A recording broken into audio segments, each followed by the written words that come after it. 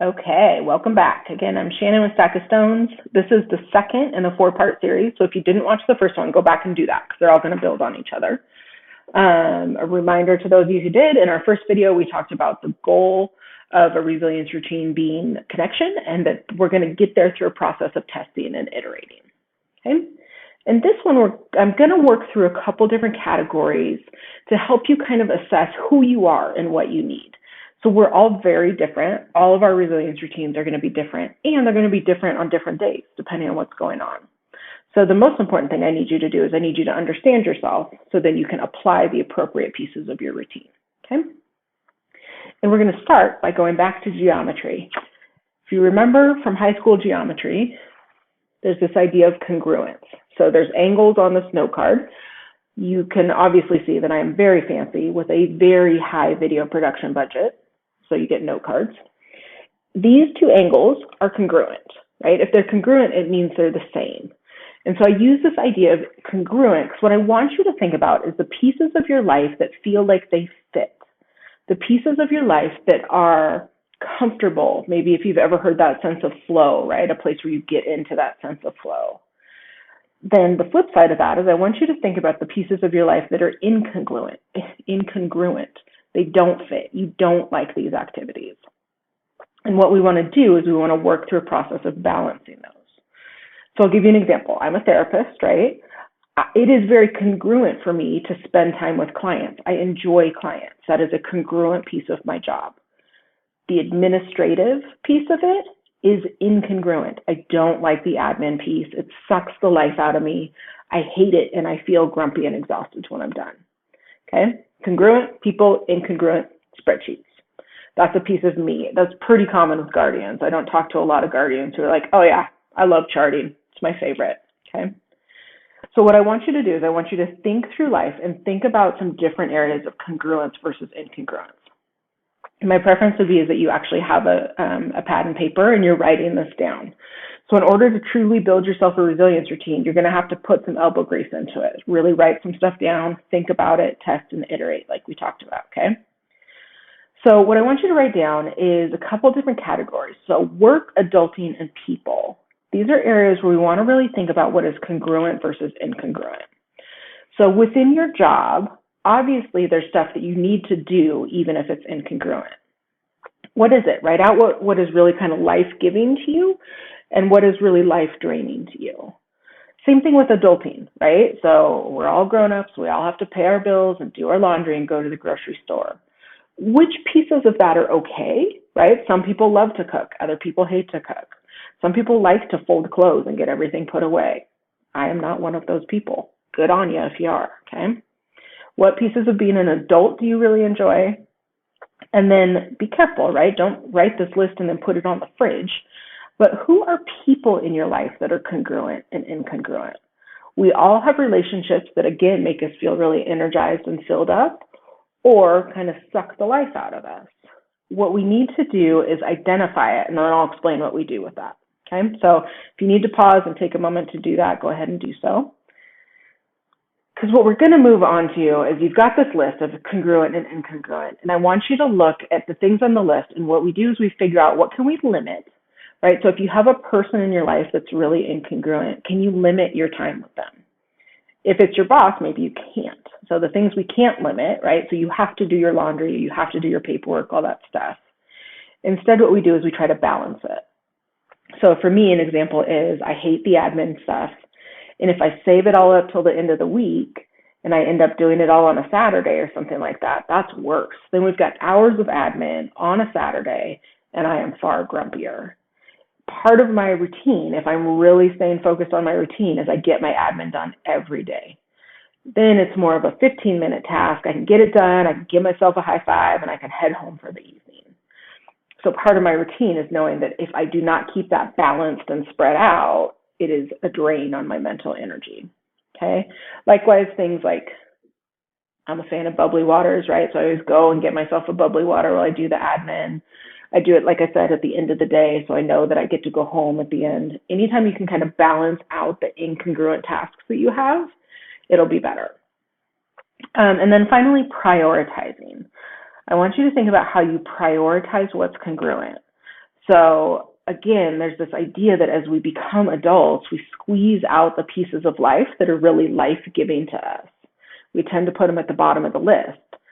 Instead, what I want you to do is look at the pieces that are super congruent and see how you can bump them up the list. So if you have a friend where every time you guys go out and grab a beer, you just leave feeling happier, but you tend to not grab a beer because you're too busy, you got to stop it. You got to spend more time with that friend and less time maybe with friends that you feel obligated to, but they really drain your energy.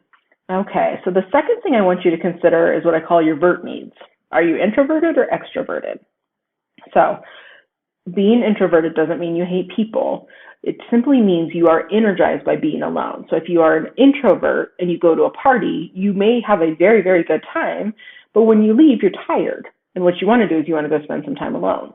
If you're an extrovert and you spend time with people, it tends to give you energy. And if you spend too much time by yourself, then you get really kind of low energy. Okay, so it's all about energy levels, not about whether or not we hate people. And the thing that's important is we have to identify whether we're introverted or extroverted, and then we need to really take care of that.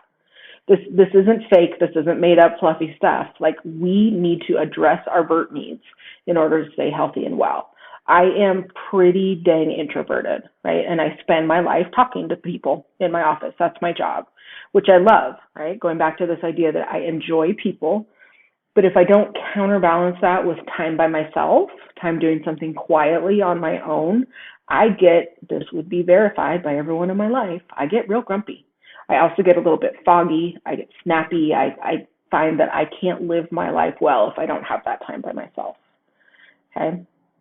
If you're extroverted and you spend all day with people, like let's say you're a nurse and you're extroverted and you're with people all day, that may not be the right type of social interaction, okay? You still may feel that sense of exhaustion, and you need to go to happy hour with friends, and that'll kind of fill your tank up a little bit, okay? So take a moment, identify whether or not you're introverted or extroverted. You may very well be a mix, right? Nobody's 100% of everything.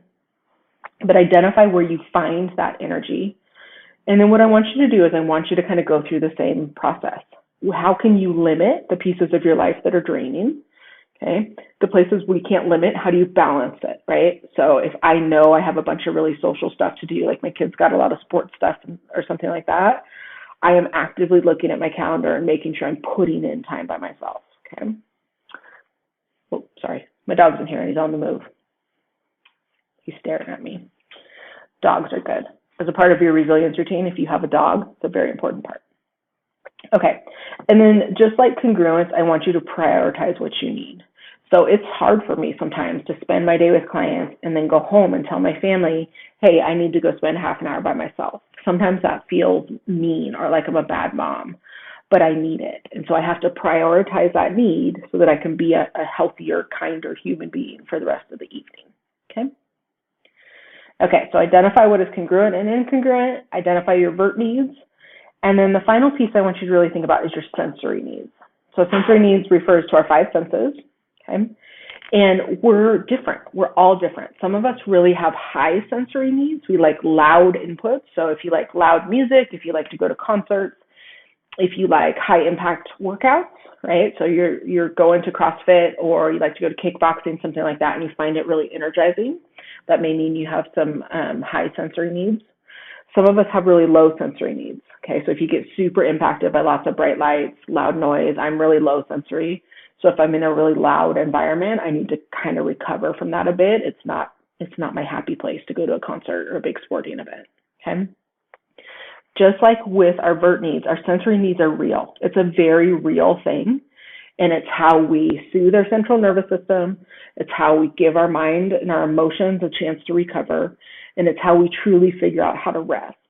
So I'm going to walk you through a couple of things to think about so that you can adjust as needed. One is, what is your environment like at work? And does it match your sensory needs? So if you work in a very loud environment, there's a lot of input, there's lots of beeps and buzzes and whatever is going on, sirens, stuff like that, but you're low sensory, you're going to have to counterbalance that and make sure your home is a quiet place. If you work in a loud environment during the day and then you go home to small children, which are inherently loud, right, you may need to have a silent drive home. what we start to do is we start to balance so that we can meet our sensory needs. If you have high sensory needs, then you may need to like turn on your rage metal when you drive home, and that'll actually fuel you. That'll fill your cup a little bit. Some other things to think about are lighting. So lighting is a huge deal for some of us. Some of us don't care at all. Doesn't make a difference at all. For me, if I'm under fluorescent lights, I'm in my office right now and it has fluorescents, and I barely ever turn them on because it just messes with me. So I pay a lot of attention to lighting in my office, lighting in my house. I have lots of dimmer switches and stuff like that. I use a lot of candles because my system, my central nervous system, is soothed by calmer lighting. The thing about your sensory needs is you need to think about it ahead of time, because a lot of these things you need to invest in it. So you need to build the playlist of rage metal that helps you feel better. You need to put the dimmer switches in, stuff like that. Okay. Some other things to think about when it comes to sensory are fabrics. Okay, so if you're super impacted, like if you get bothered by tags and stuff, that's okay. That's a real thing. And invest in quality fabrics. Invest in nice sheets. Again, if it doesn't matter to you, that's totally fine. We can also think about our sense of taste and smell. Okay, so if you really like smelly candles and stuff, spend the money on it. It matters. I have a candle hot, so I don't know if I'm going to touch it.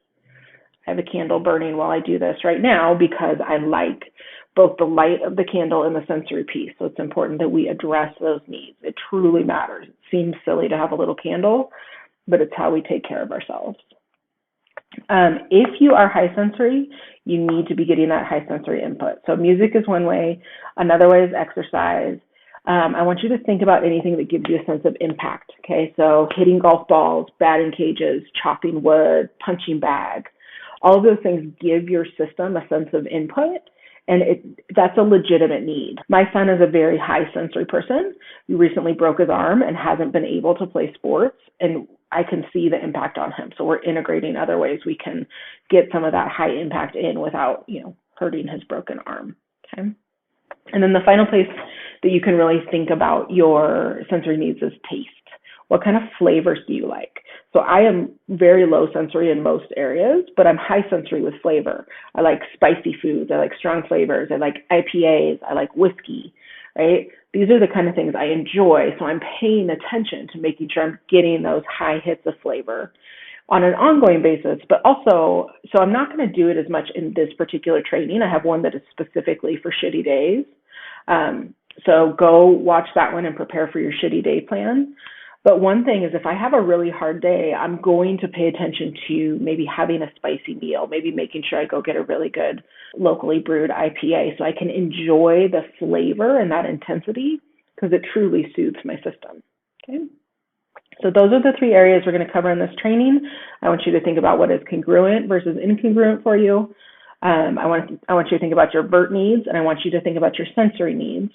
And then within those, you're going to identify areas where you can limit anything that is not helpful to you, or you can counterbalance it, or you can prioritize it, okay? So again, especially thinking about these sensory needs and stuff like that, there's a good chance you deprioritize your needs because you take care of everyone else.